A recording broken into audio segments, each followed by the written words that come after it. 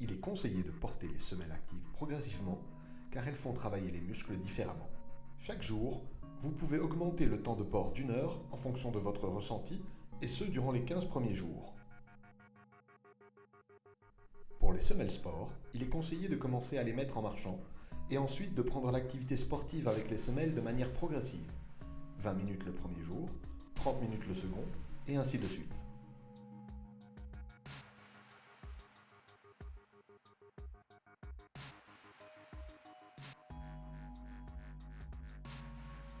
Voici les adaptations possibles des semelles en fonction de l'évolution de la pathologie et de la correction souhaitée par le thérapeute.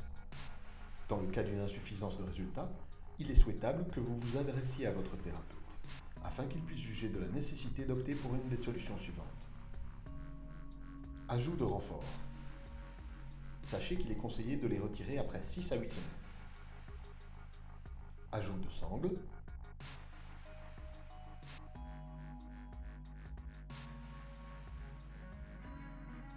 Ajout de velcro. Si les semelles bougent dans les chaussures, il est possible d'ajouter un velcro double face. La semelle sera ainsi fixée et ne bougera plus. Il est aussi possible d'ajouter une semelle antidérapante sous la semelle orthopédique. L'épaisseur en sera alors légèrement plus conséquente. Si la semelle plisse parce qu'elle est trop grande, il est conseillé de superposer la semelle d'origine des chaussures à la semelle orthopédique, de dessiner un trait sur le surplus et de le couper. Si il n'y a pas de semelle d'origine amovible dans les chaussures, il est conseillé de découper le bout de la semelle en arrondi sur 2-3 mm et ensuite de vérifier dans la chaussure. À titre informatif, les points de contact de la semelle vont rapidement percer le velours sous la semelle. Ce perçage est normal et n'occasionne aucune modification correctrice. Vous verrez apparaître le socle correcteur en carbonésate, ce dernier traverse le velours. Une fois le perçage effectué, le trou ne s'agrandit plus.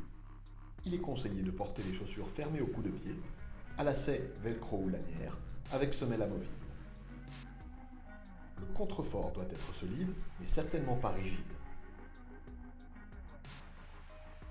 La semelle externe doit être la plus plate possible et si possible sans talons.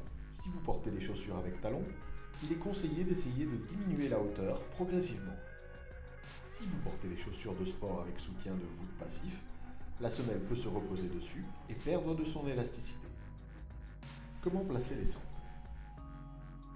L'attache centrale de la double sangle doit être placée sous la semelle, soit sous le talon, soit sous la voûte plantaire. Si vous sentez une gêne sous la voûte plantaire, essayez en la plaçant sous le talon.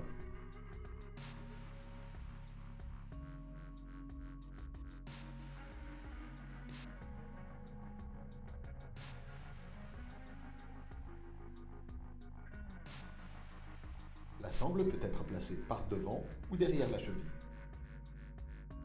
On privilégiera le placement par devant. La sangle interne de la cheville doit toujours être la première placée.